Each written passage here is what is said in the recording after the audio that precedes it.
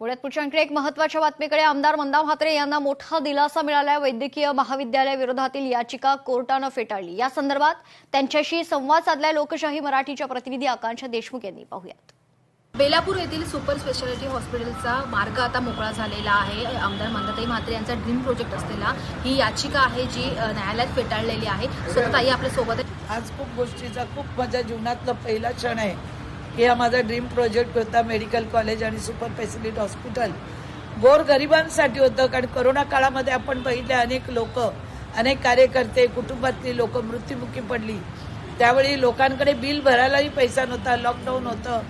अशा परिस्थितीत मी विचार केला की नवी मुंबई महानगरपालिकेचं एक मोठं सुपर स्पेशालिस्ट हॉस्पिटल आणि मेडिकल कॉलेज असलं पाहिजे। आणि त्यासाठी गेले 2.5 वर्ष टेंडर पण झालेलं आहे, पण तरी पण कोर्टात सगळ्यांना पाठवून रोज तारीख पे तारीख गेल्या 2.5 वर्ष माझं रक्त पिलं सगळ्यांनी मिळून।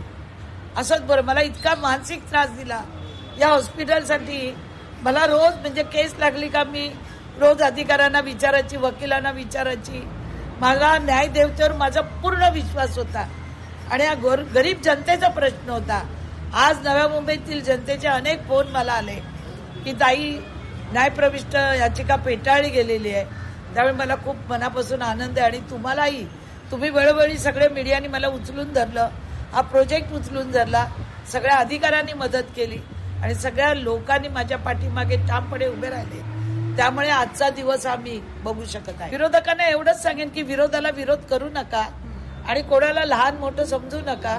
प्रत्येक जण आपापल्या जागेवर सक्षम असतं आणि आज मी दाखवून दिलंय, जसं 2दा दाखवून दिलेलं आहे। व्हिडिओ जर्नलिस्ट मी आकांक्षा देशमुख, लोकशाही मराठी नवी।